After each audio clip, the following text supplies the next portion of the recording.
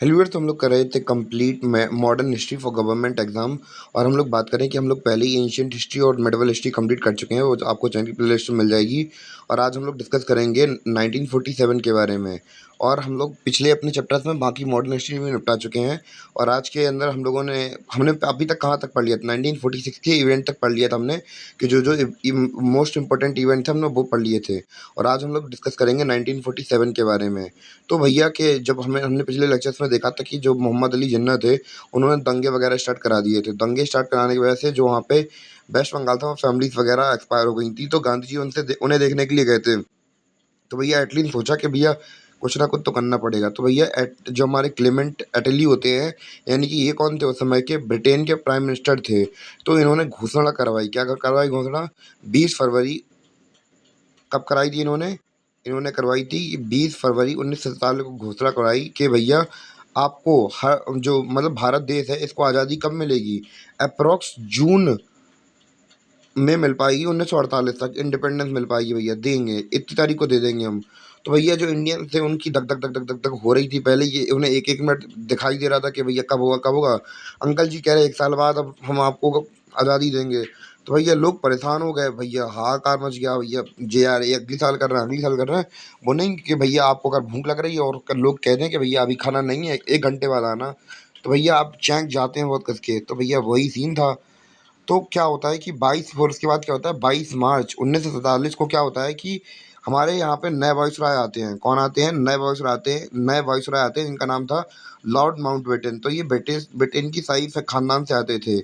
इन्होंने भैया जल्दी आए, इन्होंने अपनी सूझबूझ से यहाँ पे सिचुएशन देखी समझी। इन्होंने देखा कि भैया एटली की डिक्लेरेशन से क्या क्या असर पड़ा है यहाँ पे। इन्होंने देखा तो भैया इन्होंने 3 जून को माउंटबेटन प्लान क्या कर दिया, जारी कर दिया। इसमें इन्होंने इंडियन इंडिपेंडेंट एक्ट 1947 के बारे में बताया, जिसको हम लोग अब इस स्लाइड में समझेंगे। तो स्टार्ट करते हैं, माउंटबेटन प्लान क्या था। और हम लोग बात करें इंडियन इंडिपेंडेंट एक्ट 1947 क्या था। तो अब हम लोग डिस्कस करेंगे माउंटबेटन प्लान के बारे में, यानी कि हम लोग बात करेंगे इंडियन इंडिपेंडेंट एक्ट 1947 के बारे में। तो भैया जो हमारे माउंटबेटन थे, इन्होंने अनाउंसमेंट कर दी थी कब, 3 जून 1947 को। इन्होंने कहा कि भैया आपको परेशान होने की ज़रूरत नहीं है, एटली ने जैसा कहा है वैसा कुछ नहीं होने वाला है। तो आपको आज़ादी मिलेगी तो इसी साल मिलेगी, पर हम लोग बात करें कि देर से नहीं मिलेगी, अगस्त तक मिल जाएगी आपको आज़ादी। तो भैया इन्होंने ऐसा कहा कि भैया अगस्त तक मिल जाएगी। पर इन्होंने कहा कि भैया आज़ादी तो मिलेगी, पर उसमें विभाजन के साथ आपको आज़ादी मिलेगी। यानी कि जो भारत, जिसमें हम लोग बात करें हिंदू ज़्यादा रहते थे, उसे हिंदुस्तान बना देंगे, यानी कि इंडिया बना देंगे। और दूसरा रहा हमारा पाकिस्तान, तो जिसमें मुस्लिम ज़्यादा रहेंगे, जहाँ जहाँ जैसे एरिया के अंदर मुस्लिम ज़्यादा होंगे, उसे हम पाकिस्तान बना देंगे। और रही बात रियासतों की, तो भैया रियासतों के हाथ में हम लोग फैसला छोड़ते हैं कि उन्हें जहाँ जाना है वो जा सकते हैं। चाहे उन्हें हिंदुस्तान में जाना हो तो वो हिंदुस्तान में जा सकते हैं, अगर उन्हें पाकिस्तान में जाना है तो वो पाकिस्तान में जा सकते हैं। और अगर वो दोनों जगह ही नहीं जाना चाहते तो वो अपनी अलग से कंट्री बना सकते हैं। तो ऐसा माउंटबेटन ने प्लान बनाया और उन्होंने कहा। तो भैया यानी कि बंटवारा हो रहा है, यानी कि हमें आज़ादी मिल रही, पर टुकड़ों टुकड़ों में आज़ादी मिल रही है। तो भैया अब प्रॉब्लम क्या हुई कि ये सब तो ठीक ही ठीक था, पर इंडिया के हम लोग बात करें कि इंडिया के अंदर कुछ बहुत जगह ऐसी थी जहाँ से मतलब डिमांड उठ रही थी कि उन्हें पाकिस्तान में जाना है या फिर अलग कच करना है। तो कौन कौन से हमारे स्टेट थे जो कि उस समय पर हल्ला मचा रहे थे बहुत ज़्यादा, जिन्हें हमारे आयरन मैन यानी कि सरदार सरदार वल्लभ भाई पटेल ने शांत किया। तो कौन कौन सी स्टेट थे हमारे, वो सबसे पहले थे हैदराबाद के निज़ाम। तो भैया इनका कहना था कि भैया हम तो हैं देखो मुस्लिम, हमें जाना है पाकिस्तान में, कोई नहीं रोक पाए, हमारे पास आर्मी भी है, पैसा भी है, दम है तो रोक के दिखाओ हमको। दूसरे कहेंगे जूनागढ़ वाले, जूनागढ़ वाले महाराज कहेंगे हमें नहीं रहना भैया यहाँ पे इंडिया के अंदर, हमारा कुछ नहीं हो रहा। दूसरे हैं हमारे कौन, भोपाल के नवाब।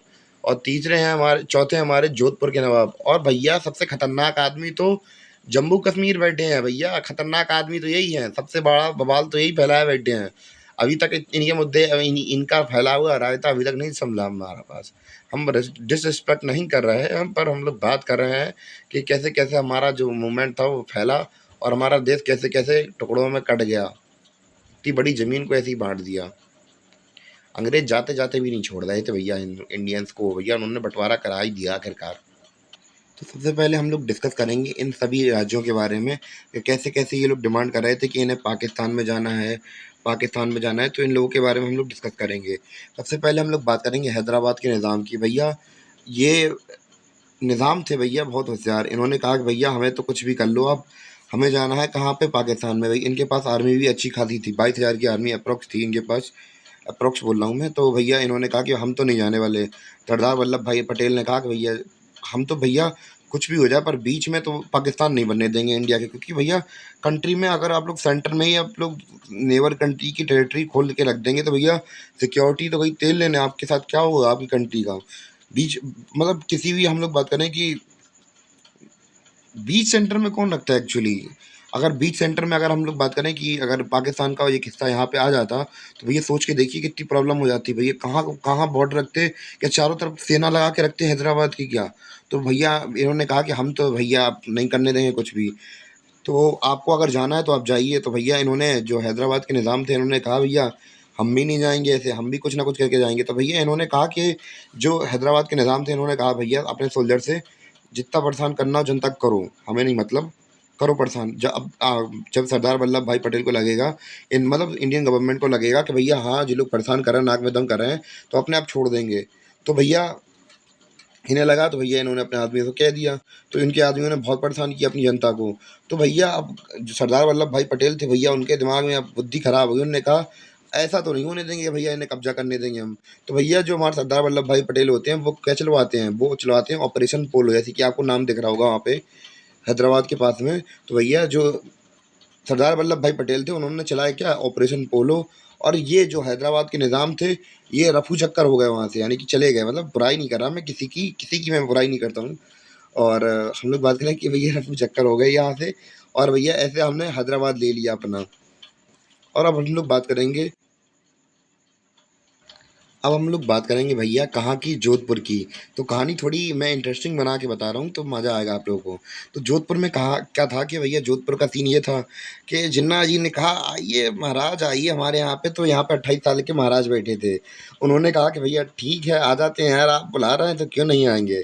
तो भैया जो हमारे सरदार वल्लभ भाई पटेल थे और इनके पिता जोधपुर के राजा के पिताजी इनके सरदार वल्लभ भाई पटेल के अच्छे दोस्त थे। तो ये जैसे ही पता चलता है कि ये कार्रवाई कर रहे हैं कि ये पाकिस्तान में जाना चाहते हैं जोधपुर वाले, तो भैया सरदार वल्लभ भाई पटेल इनके पास आते हैं, कहते हैं और साहब कहते हैं। तो भैया महाराज कहते हैं अंकल जी आप यहाँ कैसे आ गए?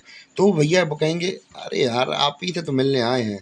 तो अब सर जी कहेंगे भैया कि हाँ हमने सुना है कि तुम यार तुम जा आप यहाँ पे जा रहे हैं, पाकिस्तान में जा रहे हैं। जोधपुर के राजा से कहते हैं हाँ महाराज, हाँ सरदार चाचा हम क्या कहते हैं जाने की तो सोच रहे थे भैया, जिन्ना साहब ने कहा था तो भैया आ जा रहे हैं।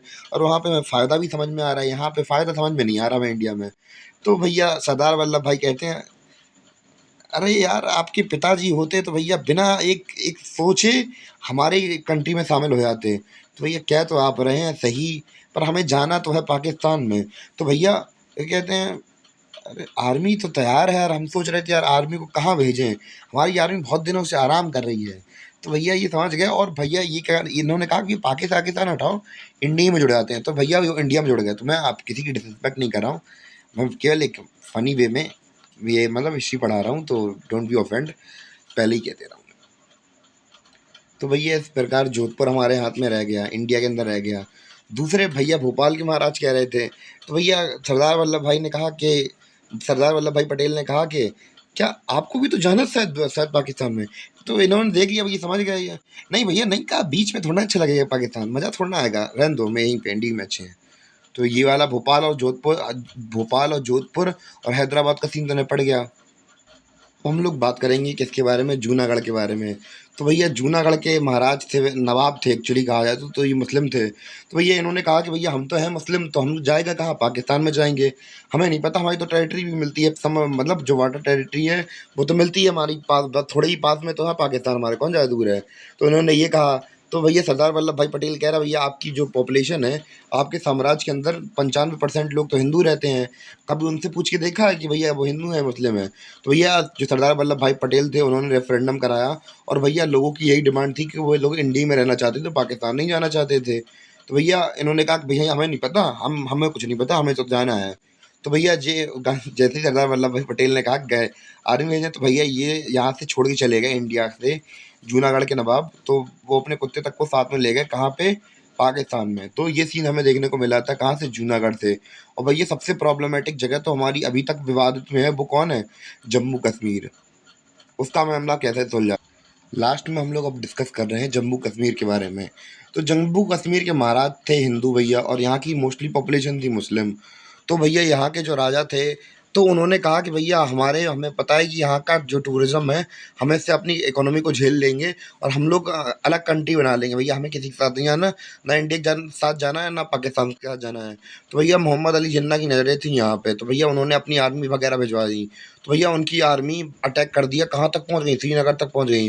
स्टार्टिंग में तो ये कह रहे थे कि भैया स्टेट पुलिस समाज निपटा देगी मैटर, पर ये कोई संभाल ही नहीं पाए उनकी आर्मी को। भैया इन्होंने फिर हाल कल इंडिया के अंदर इन्होंने कहा कि भैया जैसे भी करके हमें अपने अंदर ले लो, अंदर ले लो। भैया इन्होंने माउंटबेटन से कहा, नेहरू जी से कहा, तो भैया इन्होंने फिर क्या किया, हाल क्या मतलब सक्सेशन जो साइन वगैरह होने थे वो साइन हुए और ये इंडिया का पार्ट बन गया। तो भैया जैसे ही इंडिया का पार्ट बन गए, तो यहाँ से इंडियन आर्मी और इंडियन एयरफोर्स पहुंची वहाँ पे और हमला बोल दिया और धीमे धीमे ढकेलने लगे। तो भैया बीच में एक प्रॉब्लम खड़ी हो गई कि भैया जब पीछे उन्हें ढकेल रहे थे हमारे आर्मी पर्सन, तो भैया जो हमारे नेहरू जी हैं वो गए कहाँ पे? यूएन सिक्योरिटी काउंसिल में गए और उन्होंने कहा कि भैया देखिए कैसे पाकिस्तान आक्रमण कर रहा है हमारे ऊपर, क्या हो रहा है, ये सब बिल्कुल अच्छा नहीं हो रहा है। मतलब काफ़ी कुछ कहा वहाँ पे जाके उन्होंने। तो भैया जो यूएन था उन्होंने कहा कि भैया रोको, सीज ऑफ फायर कर, मतलब सीज फायर कर दो, अपनी जो जहाँ जहाँ जो मतलब आर्मीज वगैरह है वो वहीं पे रुक जाए। तो ये सब हमें देखने को मिला, जो आर्मी वहाँ पे थी वहीं रुक गई। तो ब्लू वाला जो पार्टीशन दिख रहा है, तो इतनी इसके आगे जो रेड लाइन दिख रही है आपको बीच में ब्लू लाइन के आगे, तो भैया यहाँ पे आर्मी रुक गई। जो हमारी एलओसी है, तो भैया यहाँ पे आर्मी रुक गई। तो उन्होंने कहा कि भैया जो यूएन सिक्योरिटी काउंसिल है उसके उसमें डिसीजन मेकिंग पावर ज़्यादा से ज़्यादा किसके पास है? उसमें ज़्यादा से ज़्यादा पावर है यूएस के पास। तो भैया यूएस की थोड़ी प्रॉब्लम चल रही थी किसके साथ? रशिया के साथ उस समय पर। तो रशिया हेल्प लेना सॉरी यूएसए हेल्प लेना चाहता था पाकिस्तान की, यानी कि स्टार्टिंग के समय पे देखें जो यूएसए था वो फेवर लेता था किसके? पाकिस्तान के। तो भैया हम लोग रिलेशन के बारे में बात नहीं करेंगे, कोई इंटरनेशनल रिलेशन का भी कोई सीन नहीं है, क्योंकि कंट्रीज रिलेशन बनाती है अपने इंटरेस्ट के हिसाब से, ना कि चाहे भले ही इंडिया हो, चाहे पाकिस्तान हो, या फिर हमारी यूएसए का होना हो। तो भैया सब अपने हिसाब से ही अपनी पॉलिसी फॉर्मुलेट करते हैं। तो भैया उनके हित में था कि वो पाकिस्तान की हेल्प करें। तो भैया वो पाकिस्तान की हेल्प कर रहे थे, इस वजह से उन्होंने क्या किया ना, उन्होंने कहा कि भैया छोड़ो, आप छोड़ो यूएन सिक्योरिटी काउंसिल का, इन लोगों को निपटाने दो अपना, इनका आपसी मुद्दा है। तो ये सीन हारा। तो भैया यहाँ पे हमारा जितना हमने मतलब जहाँ पे लोग रुक गए थे वो लोग अभी भी वहीं पर रुके हैं और मुद्दा अभी तक कोई सॉल्व नहीं हुआ, ना फिर कभी अभी तक कुछ हो पाया वहाँ पे। तो आने वाले फ्यूचर में हो तो फिर अगर कोई हो तो कमेंट करके बताना, जब तक हो जाए तो यार इसी वीडियो में कमेंट करके बता देना कि हाँ भैया ऐसा कुछ सीन हो गया है कि भैया हमारा देश ने जो हमारी ज़मीन थी पाकिस्तान से या फिर जो वाले कश्मीर वाले एरिया की वो ले ली है। तो आप लोग कमेंट करके बता देना ज़रूर मुझे। तो हमने ये देखा कि ये था हमारा आज़ादी का सीन। तो हम लोग बात करें कि उसी के साथ 14 अगस्त 1947 को पाकिस्तान का इंडिपेंडेंस डे मनाया जाता है और 15 अगस्त 1947 को इंडिया का इंडिपेंडेंस डे मनाया जाता है। और भैया ये सब हमने देखा कि भैया क्या क्या सीन हुआ, कैसे कैसे कैसे हमारी आज के समय पर हम लोग जो सिचुएशन देखते हैं, जोग्राफिकल एरिया देखते हैं, तो यहीं पे क्या होता है कि पार्टीशन भी होता है। कब? 17 तारीख को। और 17 तारीख को पार्टीशन होता है। तो भैया बड़ी प्रॉब्लम हुई पार्टीशन की, हम लोग क्या कहते हैं, लाखों लोगों की मात्रा में लोगों को मारा गया, काटा गया और इतने भैया फसाद दंगे हुए, लोग अपने घर छोड़ के, घर बार छोड़ के आए और उनकी जान चली गई, बहुत लोग मर गए। तो ये सब हमें देखने को मिला कब? 17 तारीख को। तो बॉर्डर्स वगैरह डिमार्क कर दिए गए और जो रिजल्ट हमें पता चला कि भैया बहुत से लोग मर गए थे, चाहे वो हिंदूस हो चाहे मुस्लिम्स हो, हमें मतलब नहीं। हमें केवल ये इतना पता है कि वो केवल इंसान थे और उनकी जान गई थी और इसके कारण कुछ लोग थे, तो उनको सज़ा मिलनी चाहिए थी। अच्छा नहीं हुआ वैसे उनके साथ। अब हम लोग बात करेंगे अपने कॉन्स्टिट्यूशन की। तो हमने बात की थी कि हमारा कॉन्स्टिट्यूशन बनना कब से स्टार्ट हुआ था? 9 दिसंबर 1946 से हमारा कॉन्स्टिट्यूशन बनना स्टार्ट हो गया था और अब बन के तैयार कब हो गया था? 26 नवंबर 1949 को हमारा संविधान बन के मतलब तैयार हो गया था और इसको बनने में लगे थे 2 साल 11 महीने और 18 दिन। और हम लोग बात करें इसी तरह 26 नवंबर को ही हम लोग क्या मनाते हैं, संविधान दिवस मनाते हैं। और 2 साल 11 महीने और 18 दिन में हमारा संविधान पूरा बन के तैयार हो चुका था। अब हम लोग बात करेंगे, ये तो था हमारा क्या, ये सीन था हमारा किसका, कि हमारा देश कॉन्स्टिट्यूशन कब तैयार हो गया था, 1949 में। अब हम लोग बात डिस्कस करेंगे किसके बारे में, कि हमें भैया इंडिपेंडेंस वो रिपब्लिक डे की बात करते हैं। तो भैया आ, हम लोग बात करेंगे सॉरी हम लोग बात करेंगे 1950 की। तो 1950 में कमेंसमेंट ऑफ इंडियन कॉन्स्टिट्यूशन, यानी कि 26 जनवरी 1950 को हमारे पूरे देश के अंदर जो हमारा संविधान था वो लागू हो चुका था। और इसी के साथ हमने देखा कि भैया झंडे फहराए गए, और भैया हमारा देश के अंदर सारे के सारे भैया लोग खुशी मना रहे थे। और भैया सबको मतलब जो जो फ्रीडम फाइटर्स थे, जिन्होंने हमारे देश के लिए, आज़ादी के लिए बहुत कुछ किया था, उन्हें याद कर रहे थे। और हम लोग जाते-जाते एक बात और कहते हैं कि भैया ये 26 जनवरी 1950 को ही क्यों हमारा मतलब पूरी तरह से लागू हुआ था, और इसी तारीख को झंडे क्यों फहराए गए थे। भैया आप लोगों को पता हो कि जो लाहौर का सेशन था 1929 में, जो वहाँ पे नेहरू जी ने कसम खाई थी कि भैया हम लोग 26 जनवरी को आज़ादी लेंगे। इस वजह से ये 26 तारीख चुनी गई थी, 26 जनवरी चुनी गई थी। तो बस यहीं पे हमारा चैप्टर खत्म होता है। उम्मीद है कि आपको लेक्चर समझ में आया हो। मिलते हैं किसी अपने अगली वीडियो के साथ, तब तक के लिए धन्यवाद।